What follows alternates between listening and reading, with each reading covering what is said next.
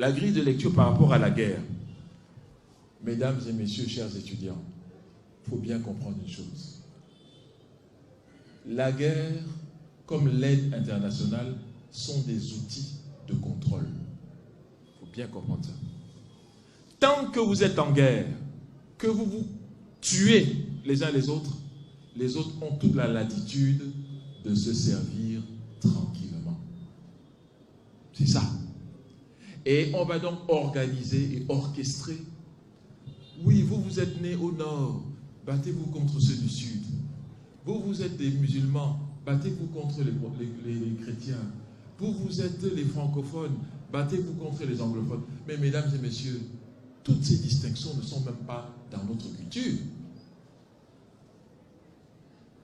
Qui parlait le français ou l'anglais ici avant la moitié du 19e siècle?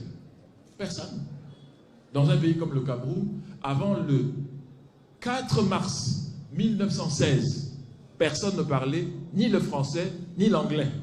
Aujourd'hui, on nous dit, vous êtes francophone et vous êtes anglophone, il faut avoir des antagonismes. Pourquoi? Ce sont les mêmes tribus de part et d'autre.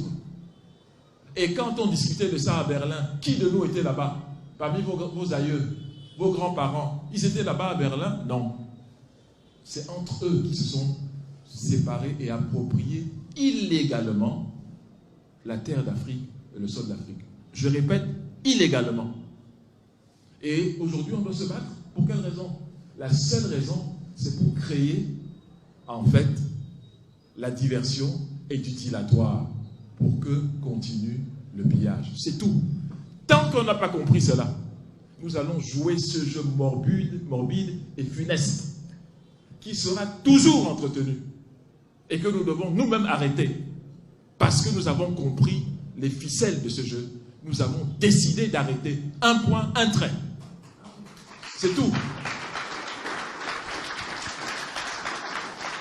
On n'a pas de permission à demander à qui que ce soit pour arrêter de s'entretuer quand même.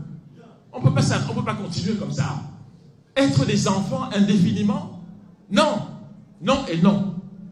Donc je dis que quand vous dites qui va le faire, mais c'est vous. Qui d'autre?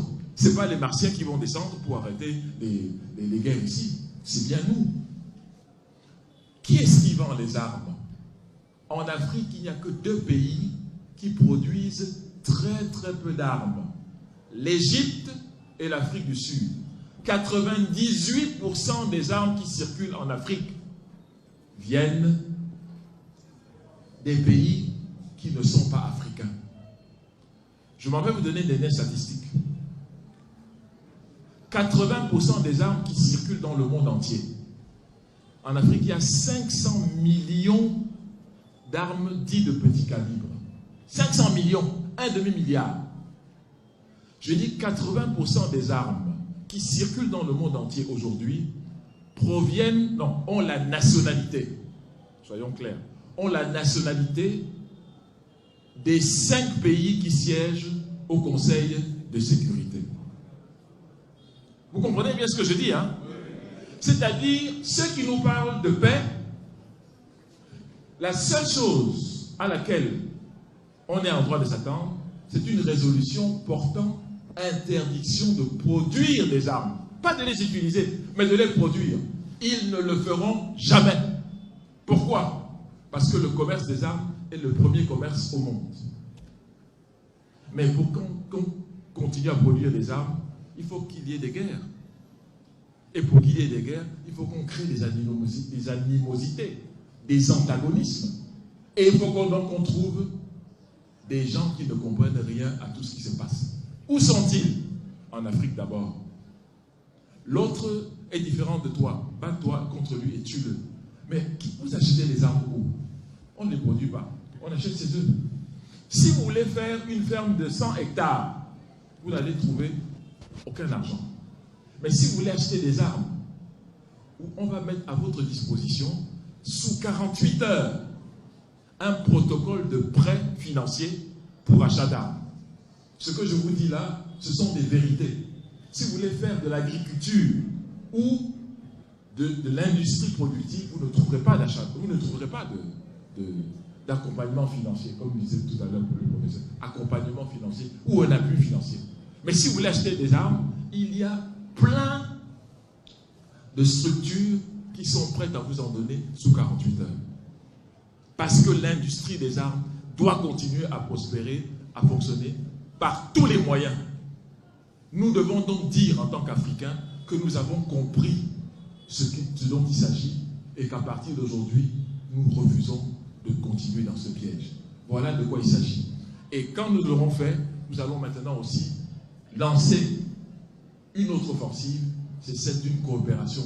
Parce que le soubassement culturel est là. C'est ce que disait Cheikh Anta Diop. Nous sommes en fait les mêmes cultures, mais différenciées et déclinées sous différentes formes, c'est tout. Mais on a les mêmes approches, la même cosmogonie, la même relation avec Dieu, la même relation avec notre prochain. Que vous alliez au nord ou au sud de l'Afrique, la manière dont nous traitons l'étranger qui arrive chez nous, la convivialité, c'est une imposition, c'est comme ça qu'on doit faire. Vous comprenez? Dans tout ça, il y a des différences, mais il y a beaucoup de convergences. Donc, quand on veut nous dominer, on montre tout ce qui nous divise et ce qui nous sépare. Comme ça, on peut s'entretuer.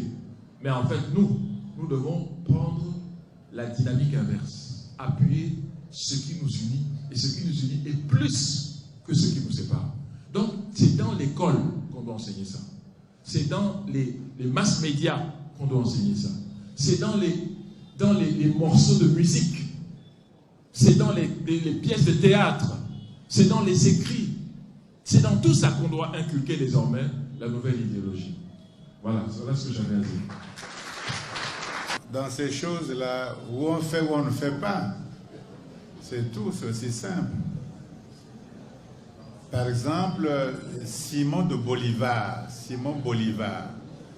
un général, il a libéré l'Amérique du Sud de l'Espagne.